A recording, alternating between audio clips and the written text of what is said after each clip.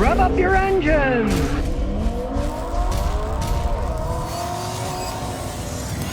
The 2020 Shelby GT500, the stock one, is coming with 760 horsepower. That's even more than the 660 horsepower that I had in 2013 GT500 I drove around. The crazy Hennessy, who's down the street here in Houston, he's got a setup that he has that's going to make that thing put out 1,200 street legal horsepower. Insanity.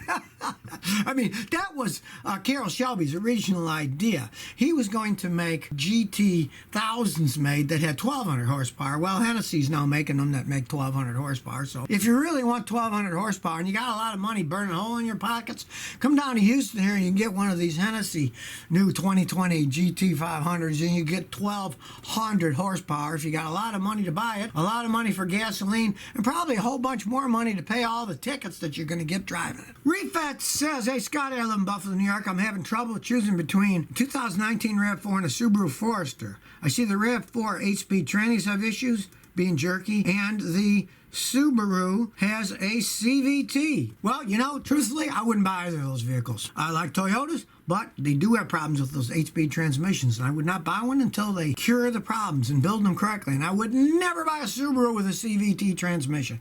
They're bad enough with regular automatics. I would not buy either of those cars.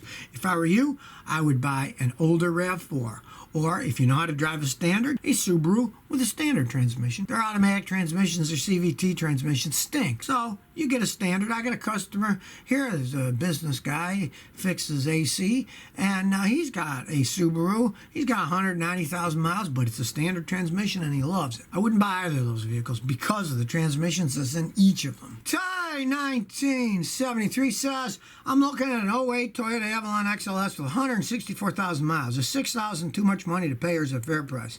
Oh yeah, that's way too much money to pay. If it passed an inspection, because you don't trust anybody, you gotta have a mechanic look at a car like that. It's a pretty complex car. If it passes a mechanic's inspection, I'd say the thing's worth $4,300 to $4,500 tops. That's a lot of mileage, and yeah, it's a Toyota, but it's 12 years old with a lot of mileage. You're getting absolutely no guarantee for the thing. Plus, you're paying cash for the vehicle. Now I know everybody says, "Well, look what the used car lots are getting for them." Yeah, and used car lots, you're paying $100-something a month to them. So, you know, they're toting your note. You're not giving them $6,000 cash. You're paying cash for a car, they go for less to begin with. And with that kind of mileage on it, you're not getting any guarantee. I got an equivalent car for my wife, 2002 Lexus ES300. Of course, it's a little bit better car. But when I bought it with 60,000 miles on it, I paid $3,000 for the car.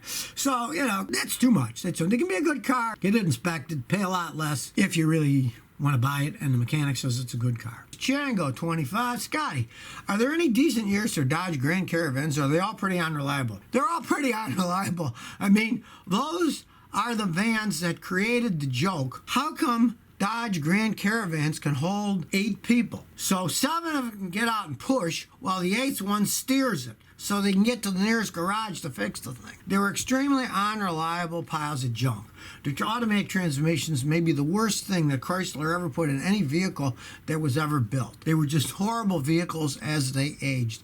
You wouldn't want to buy one of those things. I mean, it would make no sense. You'd probably be putting a ton of money into fixing it, and people finally wised up. I mean, they sold a lot of them because the soccer mom liked them. They could put the kids, they had the cup holders and all that garbage in them. But mechanically, they were one of the worst vans ever made in the history of mankind. Parv says, Scotty, I got an '03 350Z. The AC blows hot sometimes, other times it works fine and blows cold. It seems randomly. What could be the issue? If it works fine and then doesn't work fine, that's almost always electronic failure. First thing, just change the AC magnetic clutch relay. It's a simple thing. You can buy one, any auto parts store, and they'll show you where it is. You unplug it and plug the new one in. That could often fix it. Now, if it's not that, then it can get really complicated because those Nissan AC systems are all computer controlled. It sometimes works fine and then doesn't work at all. It's not low on refrigerant, because if it's low on refrigerant, it'll blow cold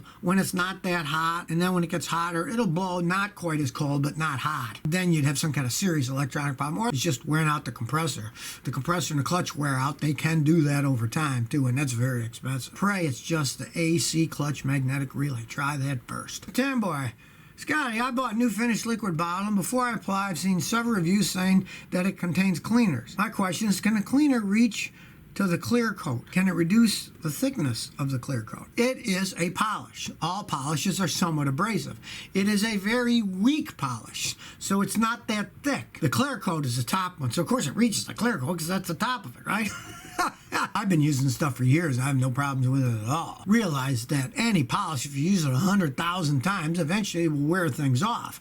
But that stuff's so weak. It's no different than some of those things that like scratch off. It's a real weak abrasive, and it can take real thin scratches, but not anything that's thick the whole way through. Realize that the best thing for your paint is to keep it clean and to protect it with UV protectant, which the new finish contains. That's what you're worrying about. Don't worry about rubbing your paint off unless you're going to use that thing, 500 times a year. Eventually everything wears out. I mean, eventually the UV sun will eat through everything, and you'll have one of those cars that you see the blotches on it. You can see the bare metal underneath. But the new finish isn't going to create that problem by itself. So if you never want to miss another one of my new car repair videos, remember to ring that bell.